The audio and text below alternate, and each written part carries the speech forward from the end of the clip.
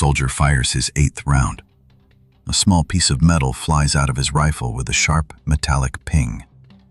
And according to a story told for 80 years, that sound just killed him. The legend says a Japanese soldier nearby hears that ping, knows the American rifle is empty, and leaps from cover with a bayonet before the American can reload. This story is in books, it is in war memoirs, it is in Saving Private Ryan, it is in the Pacific. Veterans still talk about it around campfires and gun shows. Collectors joke about it while cleaning their rifles at the range. But here is where this story turns into something else entirely. I went through United States Army archives. I read a technical memorandum written in 1952, produced by men who interviewed actual combat veterans about this exact sound. And what I found was not just a busted myth. It was something the Army knew was false decades ago and never once told the men who were still afraid of it. Not once. Not in training manuals, not in veteran newsletters, not in any public statement. The truth stayed locked inside a small circle of historians and collectors, while millions of soldiers, sons of soldiers, and moviegoers kept believing a story the institution itself had already quietly disproven. So here's the question I want you to sit with before we go any further. Why would an army that had the evidence, that knew a story terrifying its own soldiers was false, choose to say nothing? Was this simple bureaucratic indifference, a piece of paperwork nobody bothered to circulate? Or was there something colder happening? A fear kept alive on purpose because a scared soldier is a careful soldier? Remember that question. We are coming back to it.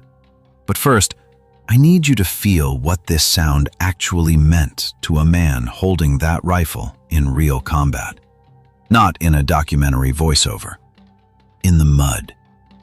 Picture a jungle at night. Fog sitting low between the trees, thick enough that a flashlight beam dies after 10 feet. Rain has not stopped in 6 hours. Somewhere close, but not close enough to see, something is moving through the undergrowth. A soldier is on his stomach behind a fallen log, rifle against his shoulder, counting his own shots in his head. 1, 2, 3. He does not think about anything else, not his hometown, not his mother, not tomorrow. Just the number. 4, 5, 6. His hands are shaking, not from cold. 7. He knows what happens after the 8th round. He has heard the stories from the men who landed before him. He has heard it from a sergeant who swears he watched it happen to a friend. The clip will eject. It will make a sound. And somewhere out there in that fog, something might be listening for exactly that sound. He fires the 8th round. The clip flies out of the receiver with a high, clean, metallic ping, and for 1 full second, that soldier does not breathe. To understand why that soldier was so afraid of a sound, you have to go back 40 years earlier, to a farm outside a small village in Quebec, where the man who built that rifle was born into a life that gave him no reason to ever touch a gun for a living. His name was Jean Cantius Garand, born January 1st, 1888, one of 12 children. When his mother died, his father moved the family south to a mill town in Connecticut. The children went straight to work. Jean was 11 years old when he started sweeping floors in a textile mill to help feed his brothers and sisters. He got exactly 1 more year of schooling after that. 12 years old, and his formal education was already finished. Remember that number, because it matters more than it sounds. The man who would eventually design the rifle used by millions of American soldiers in the deadliest war in human history never finished middle school. What he had instead was obsession. A local gun club left target rifles at his family's house between matches, and young Garand taught himself to shoot with them. He apprenticed as a machinist. He took night classes in engineering by mail, Correspondence courses, because no university would have looked twice at a mill worker with a 6th grade education. By 1917, this self-taught machinist submitted a weapon design so good the United States War Department actually purchased it. 2 years later, he walked through the gates of Springfield Armory in Massachusetts as a government engineer. He would walk through those same gates almost every working day for the next 34 years. His assignment was simple to describe and almost impossible to execute. Build a rifle that reloads itself. Every major army on Earth had tried and failed to build a reliable self-loading infantry rifle. The recoil, the pressure, the mechanics kept breaking every prototype anyone attempted. Garand spent 15 years failing, adjusting, rebuilding, mostly unnoticed, on a government salary that never made him wealthy. And somewhere inside that 15 years of trial and failure, one small design decision would end up haunting soldiers on the other side of the planet decades later. The rifle needed to feed ammunition fast. Garand's solution was an 8-round metal clip loaded from the top in one motion that held the cartridges together until they were fired. When the last round left the barrel, an internal mechanism threw that empty clip up and out of the rifle automatically, clearing the action for a fresh one. This was never meant to be a warning system. It was never meant to be heard by anyone except the man holding the rifle. It was simply what happens when metal strikes metal at speed, a byproduct of an engineering problem being solved. Nobody sat in an office in the 1930s and asked whether this sound could someday terrify a man crouched in a jungle 4,000 miles away. Nobody could have. The rifle went into mass production in 1937. It reached soldiers by the tens of thousands as war spread across Europe and the Pacific. And the very first time it fired in real combat against a real enemy in real fear, that little piece of engineered metal made it sound for the first time where it actually mattered. And a legend that nobody designed and nobody intended began writing itself in the minds of frightened young men. Garand never heard that fear firsthand. He never stood in a foxhole. He built a machine in a quiet Massachusetts workshop, and somewhere far away, in conditions he could never have imagined, at his workbench, his machine would start telling a story about itself that even the United States Army could not stop from spreading.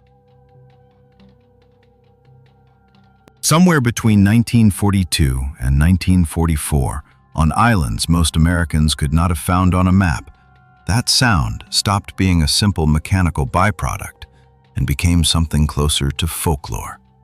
And folklore, once it starts moving through frightened men in combat, spreads faster than any official document ever could. Picture how it actually happens. A soldier survives a firefight. He tells his buddies about it that night, huddled under a poncho in the rain. He mentions the ping. Someone else says he heard that the Japanese specifically listened for it.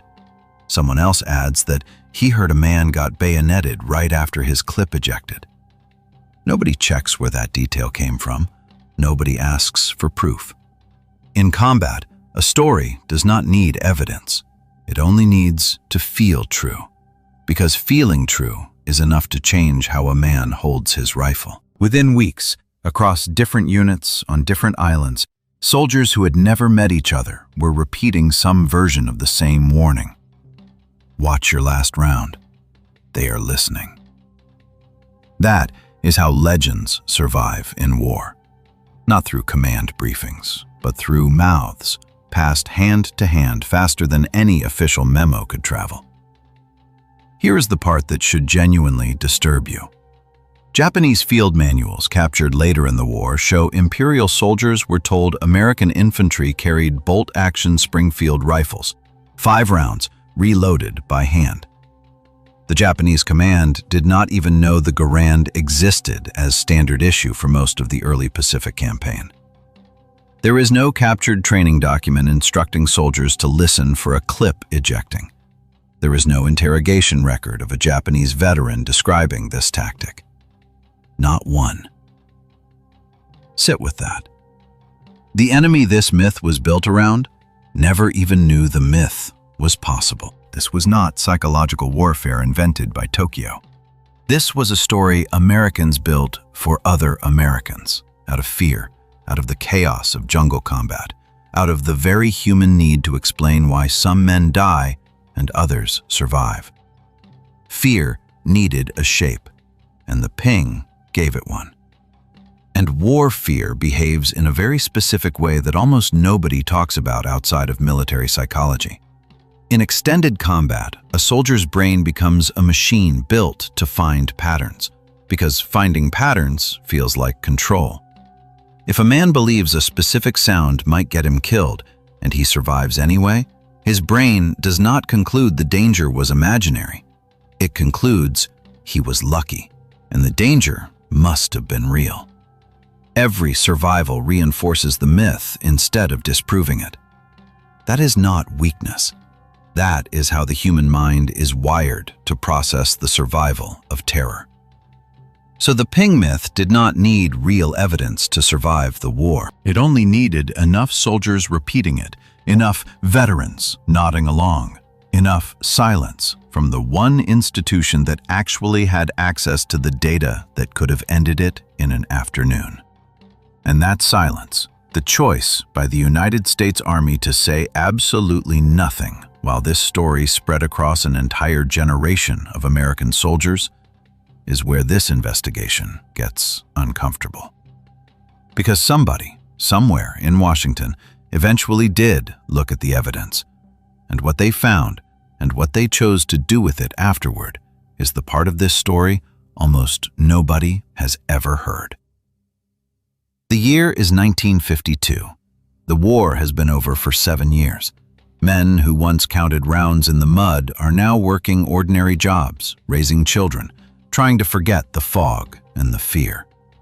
And that is exactly when a small organization called the Garand Collectors Association sits down to do something the United States government never bothered to do during the war itself. They actually investigate the ping. They pull together technical analysis and direct interviews with combat veterans who had carried the rifle overseas.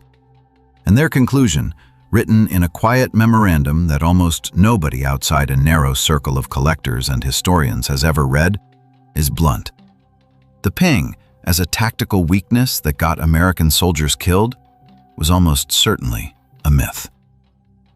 Think about the actual physics for a moment, because this is where the story stops being folklore and becomes something you can measure. A firefight is not quiet. Rifles cracking, machine guns hammering in bursts, mortars landing somewhere close enough to feel through the ground, men shouting orders, other men screaming.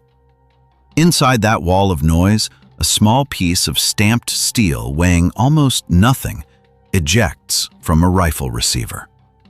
The idea that a human ear could isolate that one specific sound from an ocean of gunfire is, according to the men who studied it, close to physically impossible. And even in the rare, freakish silence where a man somehow did hear it, ask yourself the tactical question nobody in the legend ever answers. What exactly could an enemy soldier do with that information in the next 3 seconds? Because 3 seconds is roughly how long it took a trained soldier to slap a fresh clip into that rifle. Any enemy rising from cover at the sound of a ping would be standing exposed in the open, while the man he was targeting reloaded, or while the 3 other soldiers within 20 feet of him opened fire on the man now standing upright in plain view. The 1952 memorandum even noted, almost with dry amusement, that some soldiers were equally terrified of the click of their own safety switch. Fear was attaching itself to sounds, any sounds, not because those sounds were dangerous, but because fear needed somewhere to live. So here is where this stops being an old war story and becomes something you need to actually sit with. The United States Army, or at minimum the community closely tied to it, had documented testable evidence by 1952 that an entire generation of soldiers had lived and died believing something false. And what did they do with that evidence? Nothing. No public statement, no correction distributed to veteran organizations, no effort to reach the men who were still haunted by a sound at gun ranges, in nightmares, in stories they told their own sons before sending them off to Korea and later to Vietnam. The information sat quietly inside a hobbyist publication read almost exclusively by rifle collectors, while the myth kept traveling freely through war movies, through paperback memoirs, through barroom conversations, completely unchallenged for decades. Was this laziness? An institution that simply did not see correcting old folklore as anyone's job? Or was there a colder logic sitting underneath that silence? A quiet understanding that a frightened soldier reloads faster, moves more carefully, and never, ever wastes his last round. Because if fear made soldiers better at staying alive, why would anyone in a position of authority ever want that fear to go away? Let's follow the logic all the way through, because this is where the story stops being about one rifle and starts being about how institutions actually manage fear. If a soldier believes his last round could get him killed, what does he do differently?